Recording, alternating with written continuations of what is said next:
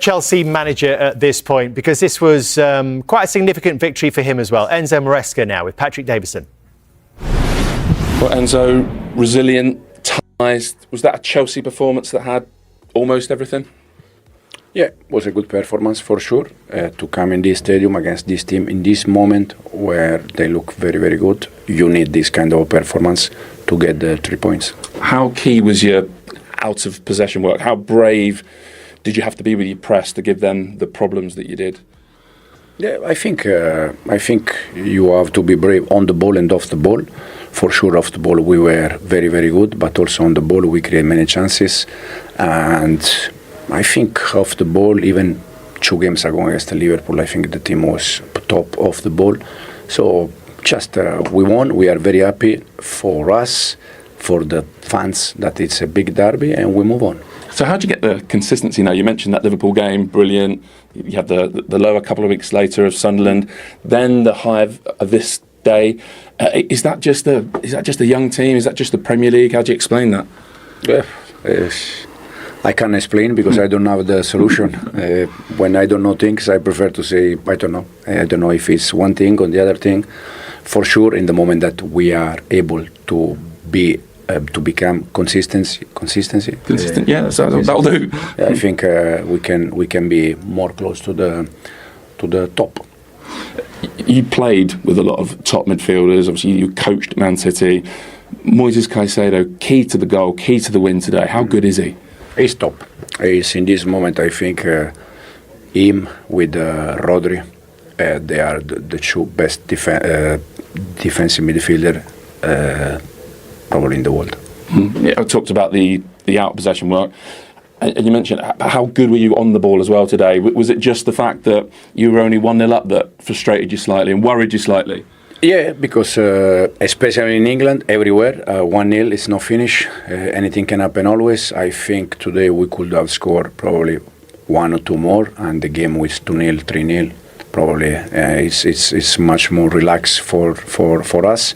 But again, we are very happy. It's 1-0 away against Tottenham, clean sheet. So we are happy. Yeah, there's a clean sheet. Really pleased you. You spoke before the game about maybe searching for a partnership in the centre of that defence. Maybe you stumbled on something today with Fofana coming back in. Yeah, absolutely, yes. We said many times that West is top defenders for us. I don't know now, but before the game we were the team in the Premier League with more goals. The problem is the goal we conceded, that there are too many, and we need to be defensively solid if we wanna be there. Yeah. 4th now, Enzo. Everything's right with the world again after last week's crisis. It's funny how it goes. But how do you stay, I don't know, like level and calm when it fluctuates like that? So, I mean, certainly from our side, I guess. Yeah. To be honest, it's the first thing I said to the players after the game.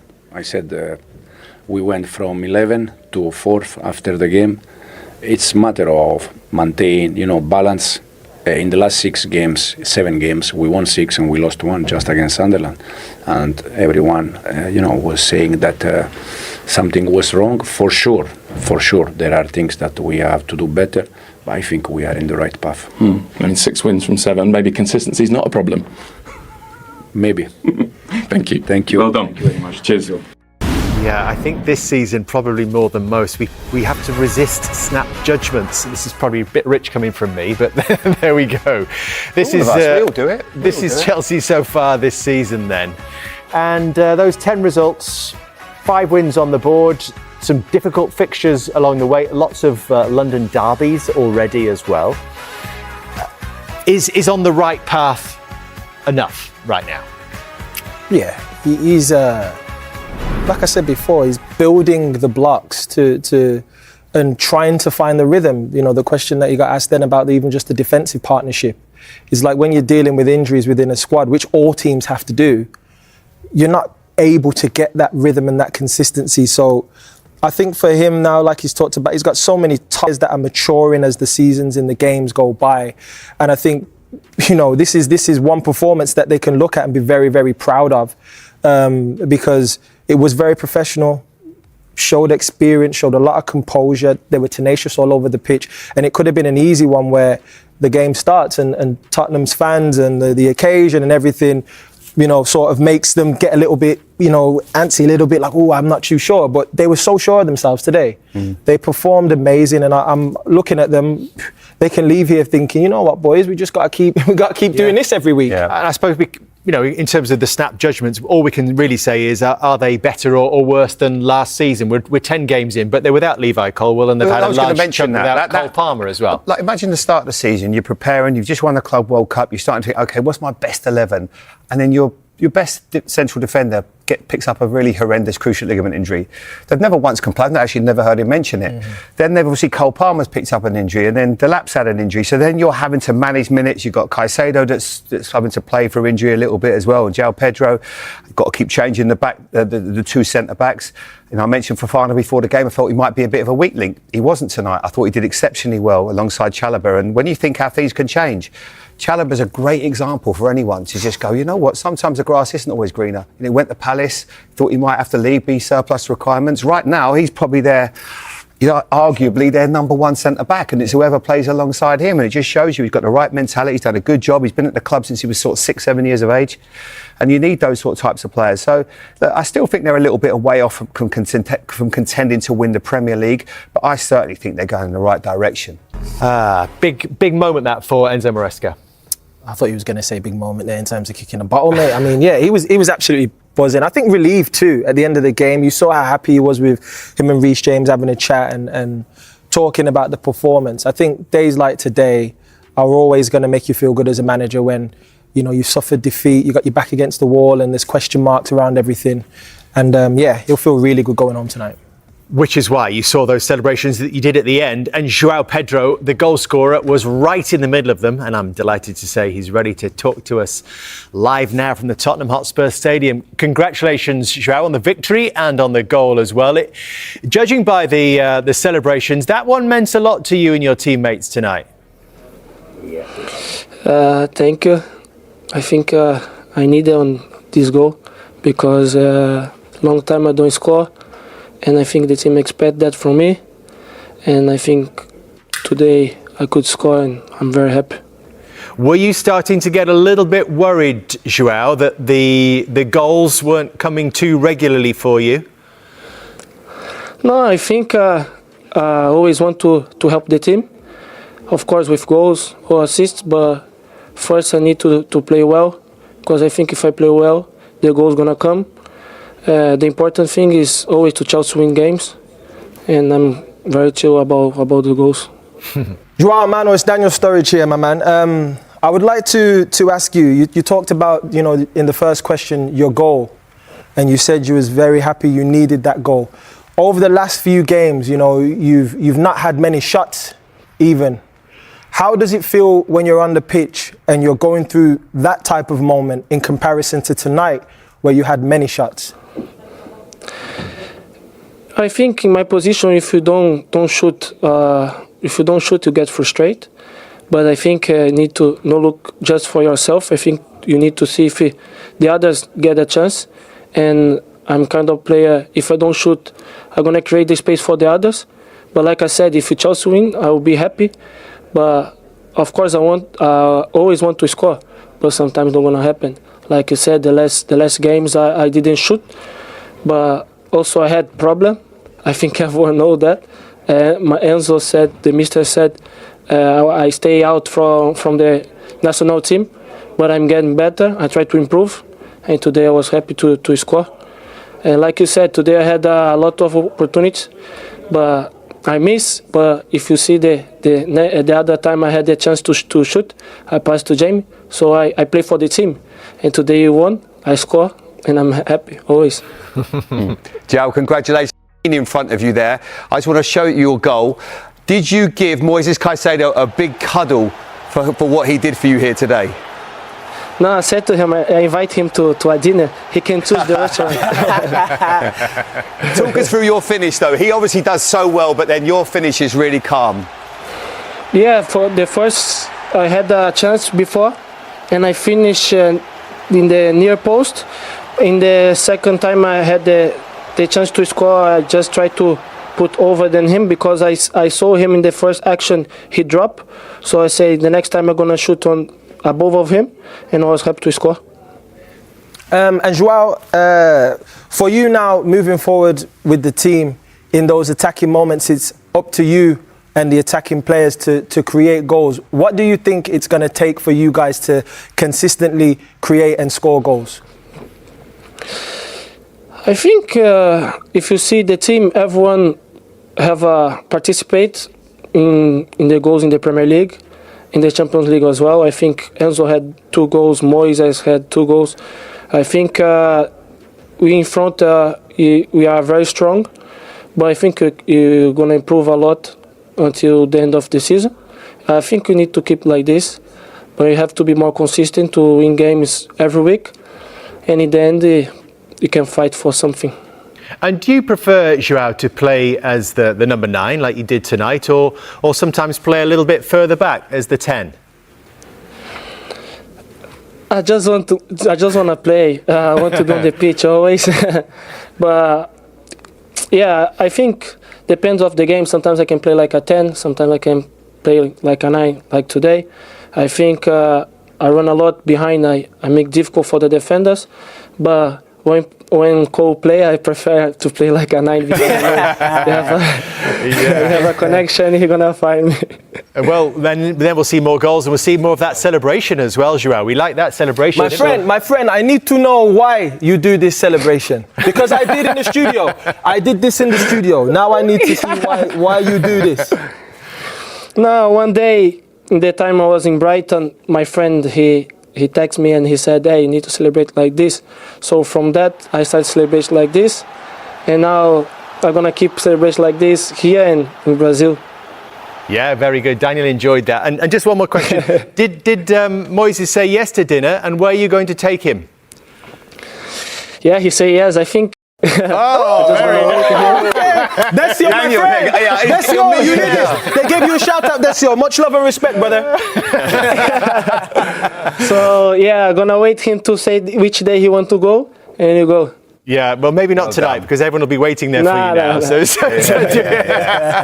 So, Joao, congratulations, and thank you so much for talking to us. Thank you. Thank you so much, guys. See you soon. This player has. The level he's reaching is where the money they paid for him. It matches up now. At the start, I think the first season, we were probably looking at him and thinking, okay, what's he going to be? Is he going to fulfill his potential? I think at this point in time, the realization is he's close to the maximum level he could be. And he's only 20, he's going to be 24 tomorrow. So we're looking at a player who can still improve. He's been absolutely top. What is the top talent that you talk about? Because obviously he can run. He can run all day and he can run at high intensity as well. So what has he added to that? I think it's the confidence level. I think when you pay that kind of money for a player, the expectation is he's going to come in and hit the ground running. We've seen with him, we've seen with the likes of Wirtz at Liverpool. Now the expectation is you come in that kind of money, you've got to hit the ground running. I think it's taken him a bit of time to find his feet at Chelsea, understanding new teammates around, the expectations of the football club. And I think this season, we're seeing a man who's stepping onto the pitch, knowing what's expected of him, knowing he's capable. He's got the technical attributes that you need from a player. He can score a goal if he needs to score a goal. He breaks up the play. He's got absolutely everything. There's nothing I can point to go, you know what, you don't have that.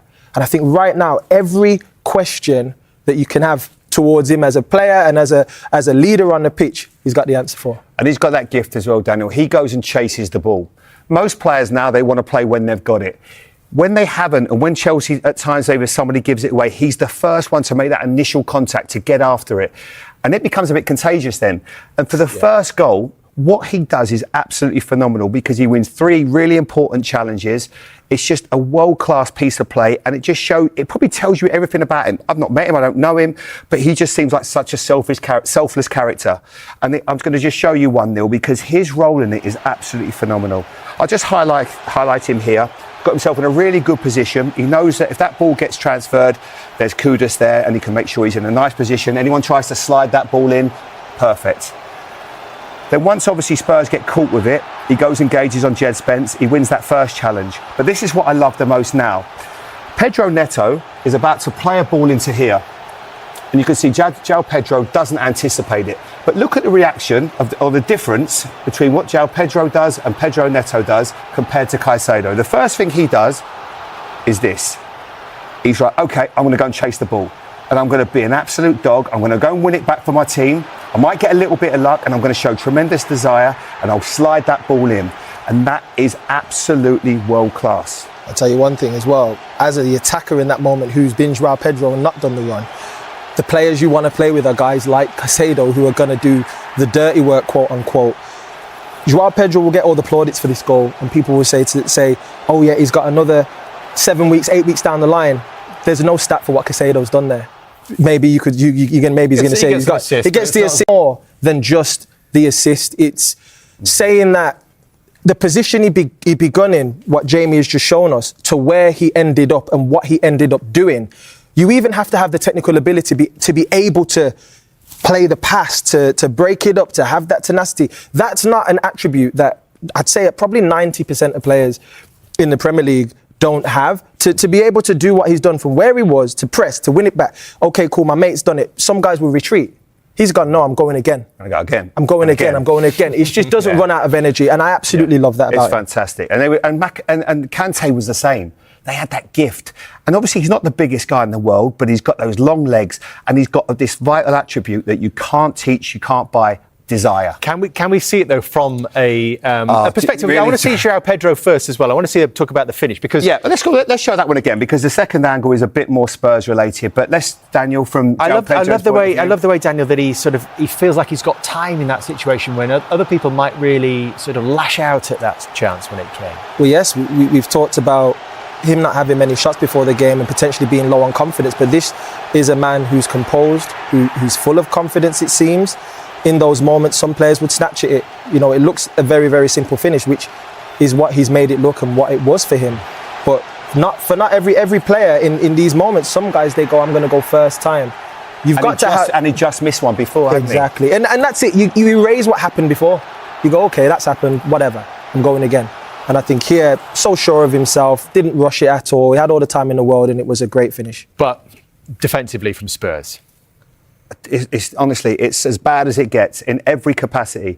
Jed Spence does himself no favours here. Once he gets the ball, he gets really lucky there, but then he thinks, you know what, I'm going to try another trick in my own half. Loses it again. Obviously, then Caicedo does it. This is a poor piece of play. It's not a great ball by Van der Ven. Xavi Simons leaves a really bad one back for him there. I just want to take that back, right? So you've got your two centre-backs. Kevin Danso's over here somewhere, and there's Mickey Van der Ven.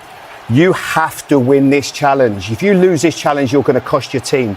He's not strong enough. He's not aggressive enough. Really poor play by Mickey. You can see there, one player wants it more. Now, I'm going to highlight this guy. There, that's a great stop there. What kind of a challenge, a tackle is that when you're trying to stop a goal for your team? I'll just take it back a little bit because it'll probably help us there. He has to come across. Of course, he's got a problem because Joao Pedro's behind him. But you've got to come full force. You've got to take him out and make sure you get the ball. The flip side of that, and of course he's reckless, but could you imagine Romero in this situation? He's coming across with everything that he's got and he's going to throw himself into it and he'll win that challenge. But Kevin Danso, I want to slow it down because it's that bad. Because he comes across and it's such a half-hearted challenge. Look, what is that? And then obviously a good piece of play, but there's your three out your back four, all making really poor mistakes. And I don't really like Jed Spence's reaction either. He walks back as well. Really poor from the back three. I think the Mickey one is probably the worst of the three, to be honest, because he's almost tried to chop the edge of the box, and it's like you trust yourself as you know, defenders these days. A lot of them are very technical on the ball, and he's a very, very good player, but chose the wrong moment against the wrong player to try a trick, and Caicedo's tenacity was too much for them. And Spurs needed the first goal today, make no mistake. You could sense the crowd were edgy. Obviously they had to make the substitution early in the game, and it backfired for him because Xavi Simons looks a little bit lost, especially when he goes out to that left wing. It feels like he needs to play maybe centrally. And they had no pace going forward, so that didn't really work, and they lost their rhythm, everything you probably worked on for the last couple of days. But it's been a really bad 4 days for them. Obviously losing at Newcastle in the Cup. You want to win another cup. I think it's really important for Thomas Frank. And then this awful home record, three wins in the last year, is obviously carrying on now, and it doesn't look like getting any better. Good luck. I thought you turned into Del Boy there at one point. I had to tell him because sometimes the language, I had to see what time. I had to test the temperature, see what type of time he was on. He's got lovely energy about him as well, hasn't he? What I really loved about that was he took it away from himself and he talked about the team. You know, players like him are special football players in that they understand their capabilities, but they also will say, I want my team to be better. I want to improve my teammates. And you can see the mentality of him like, hey, I can score goals, but I played to Jamie Gittins at the end, you know. And sometimes there's been a criticism of him of doing that a little bit too much in recent games, I think. Because I think sometimes when you're used to being that type of guy, who's a team guy, who you make the right play. It's almost like in NBA, people can say, oh, LeBron James isn't a goal-getter all the time, but he makes the right play. That's what he chooses to do. And I think with him in these moments, it's saying, I can be selfish or I can be selfless. And I think in his style of play, when Cole plays, I'll play forward. You can't wait to have Cole back. When Cole plays, I'll play up front and I'll do that. But I have to be the guy who's going to create and help the team be better in the attack. And that's what I really love about him. He's got so much capabilities as a player. His technique is so good. And I really, really love his style. Player. Six big chances Chelsea had tonight. So we said before that, 1-0 didn't really tell the full story. And we can show you some of those moments. They might have had many more. Yeah, this obviously was the one he was alluding to here. This is a good chance for him. Keeper with the eyes. Vicario, in fairness to him, if he'd not played, this would have been 4 or 5-0. He was that good today. Yeah. And he kept his team in the game, and they were hoping for that one moment. That's a really good piece of forward play there, just getting across Kevin Danso. This is another one. This is a great opportunity for them. I think this is the one when he slides him in, isn't it? I can't quite remember. I think this is a Jamie Gittins chance, this one. And that's what he's talking about, being, not being selfish, helping other players. He does really could have hit that with his left foot. He doesn't. Jamie Gittins obviously just leans back a little bit, but lots of good moments, especially for him. And I feel the fact that they got a red card, didn't they, to Liam Delap this week. I bet the manager, because he's been playing with an injury, he's been hardly trained, he's been on limited minutes because of the injuries he's had, and he just shows you need him, Daniel. That was a big chance for him. If I'm him, I'm going home thinking I should have had a hattie tonight. Yeah, of course. It's like there's some of those chances you're like, man, if I could have had that one back. But it shows you he's in the right position. But we see how quickly he's become so important for Chelsea. And yes, because Liam Delap picked up an injury because they let Nicholas Jackson leave. But he's the guy. He's the man. And he's going to have to step up and give the team what they need, which is goals, creativity, which he's doing. But this is the first week. Today we've seen that he's had a lot of shots in one match. He struggled to even have shots or, be in moments to be able to do that. And I think as an attacker, it's important for your team to give you opportunities to be able to help the team win games. And right now he's the bona fide main man. There's not any pressure on him. Of course, Liam's out. So when Liam gets back, it will be intriguing to see whether the manager will go with both of them, whether he will drop Joao Pedro back, because as he said, he's flexible and he can go in any position. And they create a lot of chances, didn't they? If you look at Enzo Fernandez, the opportunities that he gets into, the good spaces that he gets into, and then you add into the mix, obviously, Cole Palmer, and you can see the smile on his face when he's thinking, when he comes back, because he sees the game differently. Everything slows down when he has the ball. He plays the right pass at the right weight. So they've got a lot of qualities. Esteval as well is going to be a sensational player. So if you look at the chances, Garnacho was a bit critical before the game. He did some nice bits today as well. So I think from their perspective, they'll be delighted. There's a big 3 points for them today, and they're right in the mix. I think lastly as well, clean sheet. Defensively. Last week, there was question marks. There was question marks in the Sunderland game. Like, you've conceded that goal late on. Today, they were professional. The experience, they were communicating with each other. They were ensuring that they go home. Because Spurs had moments towards the end, it looked like, the tide's changing a little bit here. I didn't see that, a little bit. Come on. We're not going to make out like they were just out there running around. I think that, for me, Chelsea's defence, they'll leave now thinking, okay, we got to build on this now, clean sheet. Let's hear. All right, Blues, welcome back to the channel. Look, I don't even need to ask. You can still feel the buzz, can't you? That feeling of absolute, unadulterated London derby victory. What a day. What a result. Tottenham Hotspur 0, Chelsea 1. The fact is, this win over them at their place wasn't just 3 points, it was a statement. It was a proper, massive swing in our favour. And just like that, the top 4 is staring us right in the face. If you're anything like me, you'll have watched Enzo Maresca's reaction 100 times already. The sheer, raw passion as the final whistle went. That man gets it. He knows what this derby means. He went wild, and rightly so. This result, based on our latest information verified today, November 1st, 2025, is the stamp of quality we desperately needed. After that frustrating loss against Sunderland, there were a few grumbles, weren't there? But this is the perfect answer. A dominant display, a clean sheet, and all 3 points against a massive rival. And speaking of keeping up with all the drama and glory, if you're loving these deep dives and the raw, honest Chelsea analysis, do us a massive favour. Hit that subscribe button right now. We're building the best community of loyal Blues fans here, and you don't want to miss a single exclusive breaking story, match reaction, or transfer scoop. Smash the like button and ring the bell to join the family. Now, let's talk about the specific detail you all wanted to focus on, Maresca'S reaction and the top four being back on. It's all intertwined, isn't it? The win, courtesy of that brilliant first-half goal from Joao Pedro, who, by the way, is finally hitting his stride after his big summer move, didn't just feel good. It was tactically sound. As Maresca told Patrick Davidson, it was the kind of performance you need to get 3 points in that stadium, especially when Spurs are looking very, very good. He was clear. You have to be brave on the ball and off the ball. That aggressive, relentless press we saw, it was top-notch. The manager's interview confirmed what we already knew: this team is heading in the right path. Maresca spoke about the ridiculous journey the club has been on in the last few weeks, going from 11th to 4th place. As he said, in the last 7 games we've won 6 and only lost 1. Maybe the question about consistency isn't actually a problem, eh? It's about maintaining that balance, as he rightly put it, and resisting those snap judgments from the outside noise. But let's be honest, the real engine room, the absolute monster in that midfield, was Moisés Caicedo. The single goal only happened because of his phenomenal pressing and desire. Charging down the man, winning the ball back twice, and then laying it on a plate for Pedro. Maresca was full of praise, saying that Caicedo and Rodri are probably the 2 best defensive midfielders in the world. High praise indeed, but when you look at that incredible passage of play that led to the winner, you can't argue. Caicedo's selflessness and tenacity, that's the stuff you can't teach. The man's an absolute powerhouse. And let's give a proper shout to the defence. Maresca has been looking for a solid partnership, and maybe, just maybe, he's found it in Wesley Fofana and Trevoh Chalobah.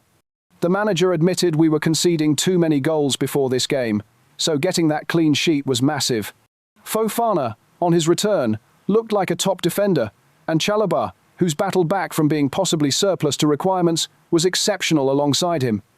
That solidity is the foundation Maresca needs if we want to stay right up there in that incredibly tight top 4 battle. Right now, we are in 4th place.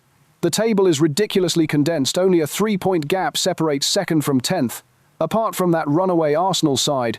But Chelsea are right in the thick of it, and we are there on merit. This team showed composure, experience, and the right mentality when things could have gone a bit pear-shaped. It's a huge, significant victory for Enzo Maresca, and for every single one of us Blues fans. Let us know what you thought of Maresca's passion and Caicedo's masterclass down in the comments.